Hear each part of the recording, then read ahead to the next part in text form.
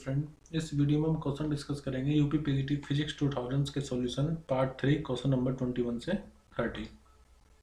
Question number 21 है Helmholtz coil are design to produce. Helmholtz coil किस लिए क्या प्रोड्यूस करने के लिए बनाई जाती है। देखो ये हेल्महोल्ट्ज कॉइल है, यहाँ पर कॉपर की वाइंडिंग की हुई है। तो जब हमें यूनिफॉर्म मैग्नेटिक फील्ड चाहिए होती है तो हम हेल्महोल्ट्ज कॉइल का इस्तेमाल करते हैं। तो यहाँ पर सही आंसर होगा option first, uniform magnetic field. Question number 22, which one of the following can be use to make magnet. तो अगर हमें परमानेंट मैग्नेट बनानी हो है तो हम ऐसे में इस्तेमाल करते हैं फेरो मैग्नेटिक मटेरियल का, क्योंकि ये स्ट्रांगली मैग्नेटाइज हो जाता है अगर इनको एक्सटर्नल मैग्नेटिक फील्ड में रखा जाए तो। क्वेश्चन नंबर 23 है the magnetic susceptibility of an ideal diamagnetic material कितनी होगी। तो पहले मैं आपको कंसेप्ट बता देता हूँ। देखो डायमैग्नेटिक, पैरामैग्नेटिक, फेरोमैग्नेटिक, तीन तरह के मटेरियल हम डिस्कस करेंगे। DPF, Delhi police force, dia, para, ferro. जो डायमैग्नेटिक मटेरियल होते हैं वो उनको अगर आप एक्सटर्नल मैग्नेटिक फील्ड में रखो तो उनमें कोई भी मैग्नेटाइजेशन नहीं होगा। और अगर इफेक्ट ऑफ मैग्नेट की बात करें, they are feebly repelled by the magnet, यानी इनमें रिपल्सन होगा मैग्नेट की वजह से। जबकि पैरामैग्नेटिक थोड़ा सा अट्रैक्ट होते हैं और फेरोमैग्नेटिक बहुत ज़्यादा अट्रैक्ट होते हैं मैग्नेट से। अगर आप एक्सटर्नल मैग्नेटिक फील्ड में रखो, जैसे मैंने आपको बताया था कि जो डायमैग्नेटिक मटेरियल होते हैं उनमें मैग्नेटाइजेशन अपोजिट डायरेक्शन में आता है, जबकि पैरा और फेरो में जो आप एक्सटर्नल मैग्नेटिक फील्ड अप्लाई करोगे उसी के डायरेक्शन में मैग्नेटाइजेशन होता है। नॉन यूनिफॉर्म में ये हमेशा जो डायमैग्नेटिक मटेरियल होंगे ये स्लोली मूव करेंगे स्ट्रोंगर मैग्नेटिक फील्ड रीजन से weaker part of the magnetic field, यानी कि स्ट्रॉन्ग मैग्नेटिक फील्ड से वीक मैग्नेटिक फील्ड में जाएंगी, क्योंकि इनमें रिपल्सन होता है। जबकि पैरा में और फेरो में दोनों ही वीक मैग्नेटिक फील्ड से stronger part of magnetic field में मूव करेंगे, क्योंकि दोनों अट्रैक्ट होते हैं इसकी वजह से। अगर आप इनको यूनिफॉर्म फील्ड में रख रहे हो तो अब freely suspended diamagnetic rod align itself perpendicular to field, यानी कि इसमें अगर आप डायमैग्नेटिक मटेरियल को यूनिफॉर्म मैग्नेटिक फील्ड में रखो तो वो परपेंडिकुलर डायरेक्शन में आकर के अलाइंड होगा। जबकि पैरा और फेरो में दोनों ही पैरेलल डायरेक्शन में आकर के अलाइंड होते हैं। अब इसमें ये पॉइंट स्टार मार्क करना है ससेप्टेबिलिटी का और रिलेटिव परमिटिविटी का। ये काफ़ी एग्जाम में पूछे गए हैं। ससेप्टेबिलिटी पूछी जाती है तो ध्यान रखना डायमैग्नेटिक की ससेप्टेबिलिटी नेगेटिव और स्मॉल नेगेटिव होगी और स्मॉल होगी। ससेप्टेबिलिटी पैरा की पॉजिटिव रहेगी लेकिन स्मॉल रहेगी। और फेरो की, ये क्वेश्चन 2021 में पूछा गया था, फेरो के लिए बहुत ज़्यादा लार्ज होगी और पॉजिटिव होगी। तो ये तो बहुत इंपॉर्टेंट कंसेप्ट है, ये जरूर पूछा जाता है। नेक्स्ट रिलेटिव परमिटिविटी, तो आपने पढ़ा होगा कि इक्वल टू 1 प्लस काई होता है, ठीक है। अब यहाँ पर रिलेटिव परमिटिविटी ये काफ़ी लेस देन 1 होगी, ये थोड़ी सी 1 से ग्रेटर होगी, क्योंकि काई की वैल्यू ज़्यादा होती है ना, पॉजिटिव होती है। और यहाँ पर तो क्योंकि काई की वैल्यू बहुत ज़्यादा है तो के की वैल्यू बहुत ज़्यादा रहेगी। रिलेटिव परमिटिविटी की बात करें तो म्यू की वैल्यू म्यू नॉट से कम और इन दोनों में ज़्यादा।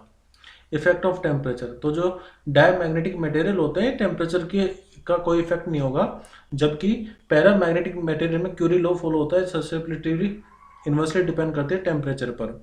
और यहाँ पर ससेप्टिबिलिटी यहाँ पर भी डिक्रीज करती है, इन्वर्सली डिपेंड करती है टेम्परेचर पर, लेकिन यहाँ पर chi inversely T minus T C आएगा, सी यहाँ पर क्यूरी टेम्परेचर होता है।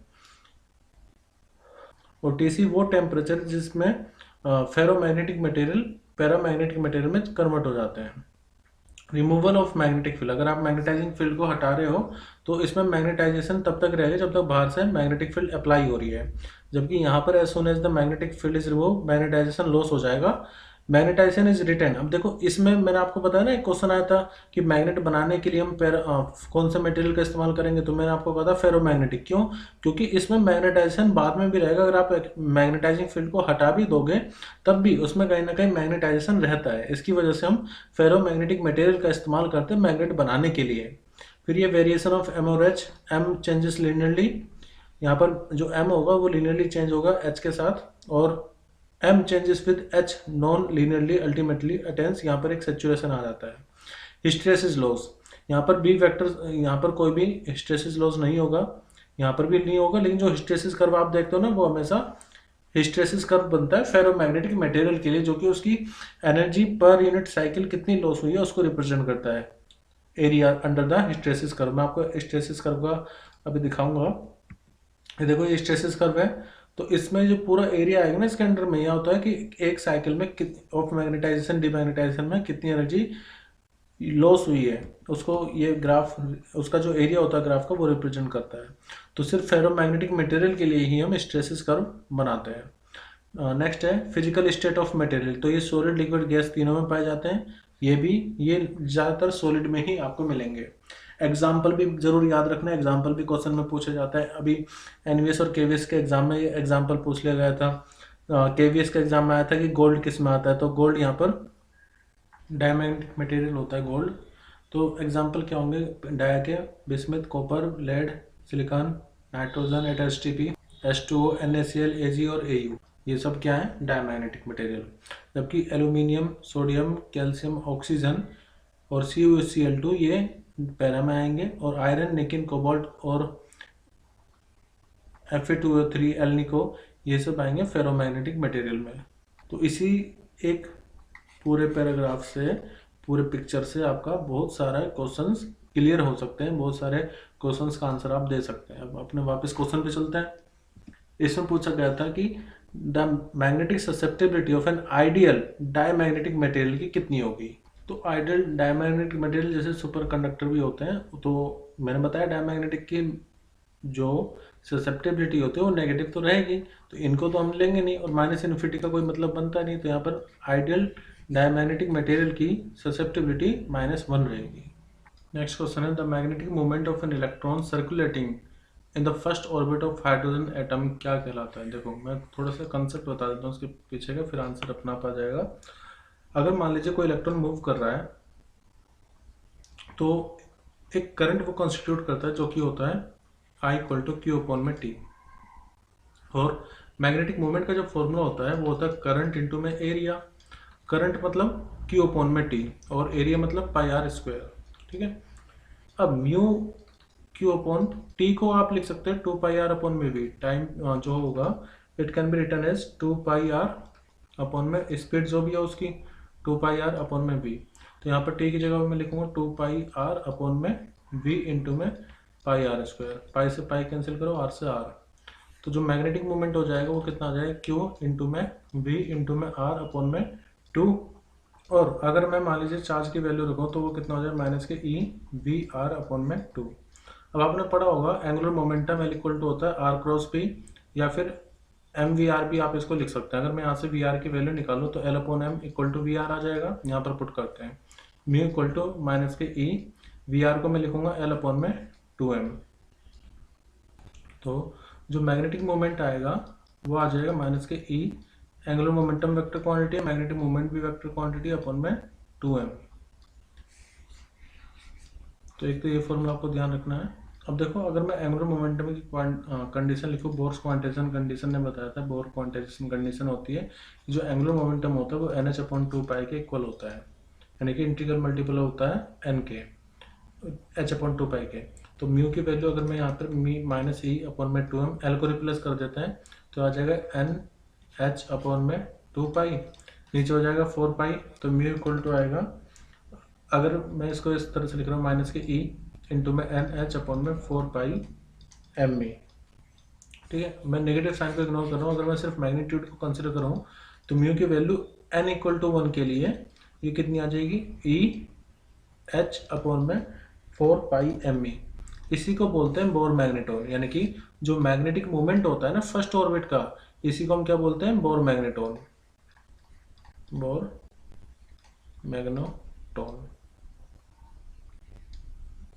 और देखो बोर मैग्नेटोन की जो वैल्यू होती है वो रहती है म्यू बी = 9.27 × 10⁻⁻24 एम्पियर/m²।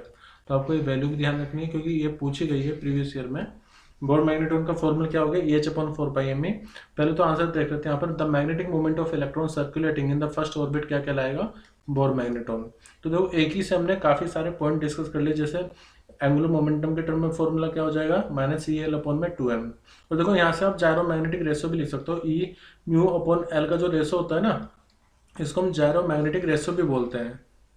और बोर मैग्नेटोन का फॉर्मूला भी आ गया म्यू = EH/4πme, और वैल्यू कितनी होगी 9.27 × 10⁻⁻24 ampere. So this is Bohr magneton. Next question है which one of the following material show hysteresis. तो मैंने आपको पहले बता दिया था उस टेबल में कि जो हिस्टेसिस कर्व है वो सिर्फ फेरोमैग्नेटिक मटेरियल रिप्रेजेंट करते हैं, तो सही आंसर होगा ऑप्शन 3। नेक्स्ट क्वेश्चन है what is the maximum safe current that can be passed in 10 kilo ohm for watt register. देखो पावर गिवन है 4 वाट, रेजिस्टेंस गिवन है 10 किलो ओम, तो करंट निकालना है। तो मैं फॉर्मूला यूज करूँगा। देखो पावर के 3 फॉर्मूले होते हैं, वी स्क्वायर अपॉन में आर, आई स्क्वायर आर और वी आई। तो यहाँ पर तो वो इस्तेमाल करो ना जो आपको चाहिए और जो दिया हुआ है, तो मैं फॉर्मूला इस्तेमाल करूँगा P equal to I square into में आर। तो पी अपॉन आर की वैल्यू क्या हो जाएगी, I square, I square equal to P upon R, P और आर की वैल्यू पुट करते हैं, पी कितना है 4 और ये है 10 किलो, 10 किलो का मतलब 10 की पावर 3 आप इसको लिख सकते हैं।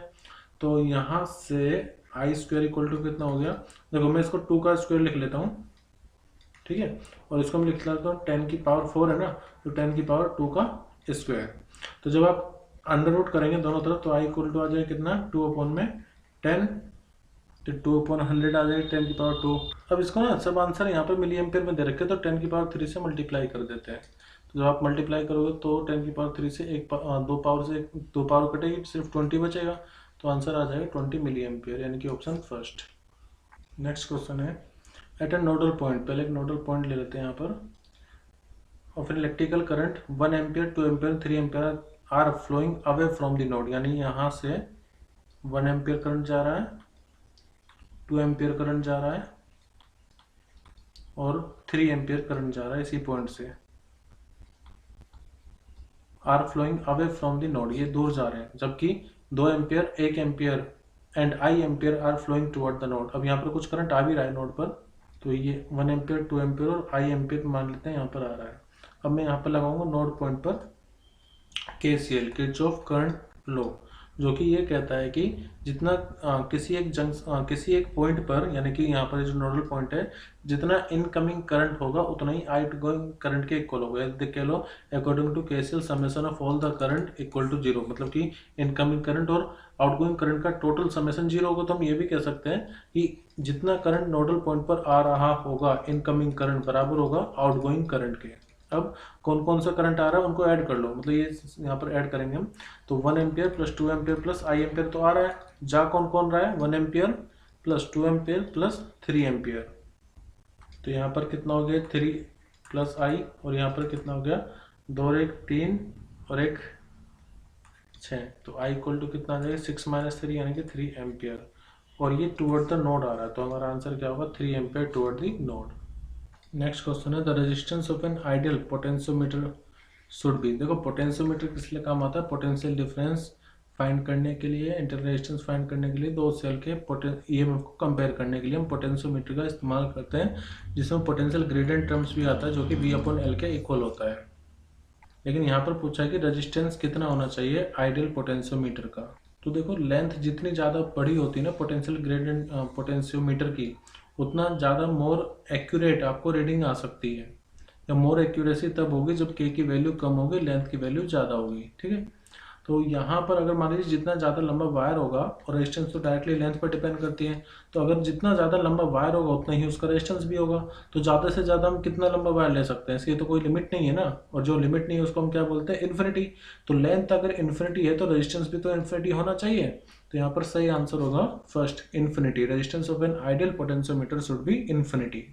नेक्स्ट क्वेश्चन है 2 कॉइल्स विद इंडक्टेंस 4 हेनरी, यानी कि L की वैल्यू गिवन है L1 और L2 are couple in such that they yield a secondary leakage flux of 0.2 henry, मतलब जो सेकेंडरी लीकेज फ्लक्स है वो 0.2 हेनरी का। द कपलिंग कांस्टेंट, यानी कि यहाँ पर K की वैल्यू पूछी गई है कितनी होगी। तो देखो यहाँ पर इक्विवेलेंट L का हम फॉर्मूला लगाएंगे, L equal to L1 plus L2 plus 2 K, यानी कि कपलिंग कांस्टेंट रूट में L1 इंटू में L2। तो यहाँ पर L की वैल्यू 0.2 हेनरी है, और L1 और L2 दोनों इक्वल, तो हम इसको लिखेंगे 4 प्लस 4 इंटू में 2 इंटू में K की वैल्यू तो हमें निकालनी है, यहाँ पर दोनों की करेंगे मल्टीप्लाई 4 क्रॉस 4, तो ये हो जाएगा 0.2 4 4 8 प्लस 2K, और यहाँ पर 16 होगा, 16 का रूट कितना आ जाएगा 4। तो इसको जब आप सोल्व करोगे K की वैल्यू जो आएगी, मैग्नीट्यूड हम यहाँ पर लेंगे सिर्फ, तो मैं सोल्व करने पर मैग्नीट्यूड आएगा K इक्वल टू 0.975, तो सही आंसर होगा ऑप्शन 2। नेक्स्ट क्वेश्चन है which of the following work is not done by the transformer. आपने दो तरह के ट्रांसफर पढ़े होंगे, स्टेप अप और step down transformer. Mutual inductance इसका प्रिंसिपल होता है। तो ये क्या करता है कि इस वोल्टेज को कम या ज़्यादा करता है, ठीक है। स्टेप और डिपेंड करता है स्टेप अप या स्टेप डाउन है, करंट को भी कम या ज़्यादा करता है, लेकिन आउटपुट पर पावर और इनपुट पर पावर हमेशा सेम रहती है, ठीक है।